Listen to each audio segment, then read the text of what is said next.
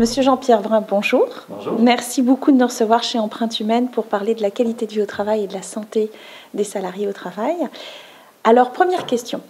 La qualité de vie au travail a autant à voir avec la santé psychique des collaborateurs que leur santé physique. Est-ce que vous pourriez nous expliquer la relation entre ces deux dimensions? Vous savez, on a tout souvent parlé de santé et sécurité du travail, un peu dans la même phrase, mais on a régulièrement traité les deux dimensions de manière séparée. C'est-à-dire la santé comme étant dans un silo et la sécurité ou la santé physique et mentale dans un autre compartiment, si on veut. En fait, l'être humain forme un tout. C'est la science qui a divisé le psychologique du physiologique, juste pour mieux le comprendre en tant que tel, mais l'être humain le vit dans son ensemble. Et depuis quelques années, de plus en plus d'études nous montrent en effet que les deux s'influencent mutuellement.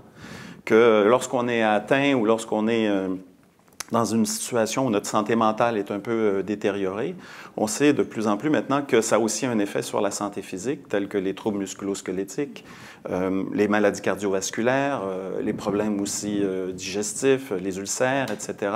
Et vice-versa aussi, c'est-à-dire qu'on sait maintenant que les gens, lorsqu'ils ont des troubles musculo-squelettiques, des maux de dos réguliers ou des problèmes de maladies cardiovasculaires, ça infecte aussi la santé mentale et donc, par exemple, la dépression.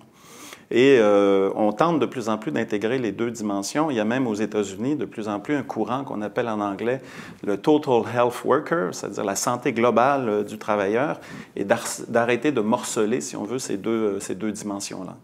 Aujourd'hui, selon vous, quelles sont les responsabilités d'un manager quant à la santé de ses collaborateurs, peut-être quant à la santé globale de ses collaborateurs? C'est une bonne question, cette question de quel est le rôle du manager, en effet, parce que je pense qu'il faut revoir un peu les choses. On a l'impression, en effet, et comme vous l'avez dit, que le rôle du manager, c'est s'assurer que son collaborateur soit en bonne santé. Ce que je remets un peu en question, en réalité. Ce que je considère, c'est que le rôle du manager, c'est surtout de s'assurer que son collaborateur va avoir un bon travail, des bonnes conditions de travail qui vont lui permettre par la suite d'être en bonne santé et, s'il est en bonne santé, d'avoir une bonne performance. On a trop tendance à dire que si le travailleur est en bonne santé, il va y avoir une bonne performance. Il nous manque une étape qui est plus en amont, qui est celle du bon travail.